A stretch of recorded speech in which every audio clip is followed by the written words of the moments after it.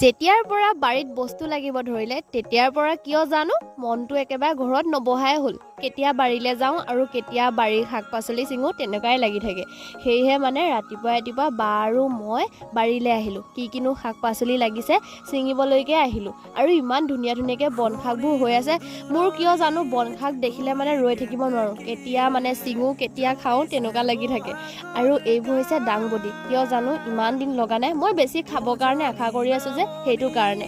আৰু এটা কথা, গাঁৱলীয়া পৰিৱেশত থাকোঁ বুলি বহুতে হাঁহে, কিন্তু সঁচা কথা ক'ব গ'লে গাঁৱলীয়া পৰিৱেশটো বহুত বেছিয়ে ভাল আৰু বহুত বেছি সুবিধা কিয় কৈছোঁ শুনক। যেতিয়া ঘৰত বোলে টকা পইচা অভাৱ আৰু শাক পাচলি নাই তেতিয়া বাৰীখনলৈ ওলাই গ'লে হ'ল, বহুত শাক পাচলিয়ে পোৱা যায়। আৰু এইবোৰ হৈছে তিয়ঁহ, পাপাই যে নিছিলে বিক্ৰী কৰিবলৈ লৈছে। আৰু যদি তিয়ঁহ ফ্ৰেঞ্চবিন কিবা কিবি লাগে মোক কণ্টেক্ট কৰিব। আৰু এইবোৰ হৈছে মাটি তিয়ঁহ, খাবলৈ বহুত বেছিয়ে ভাল ভাত।